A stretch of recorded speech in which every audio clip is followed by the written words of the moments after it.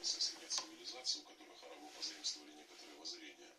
А что-то было представлениями далеко не первой свежести, даже его заботы, размышления — это дар тому, кому он пожелал наставления на прямой путь. В предложении Фатиаля его заучей он указывает на последовательность событий, то есть на то, что полуребенка якобы определяется уже после мысли цивилизацию, у которых арабы позаимствовали некоторые воззрения.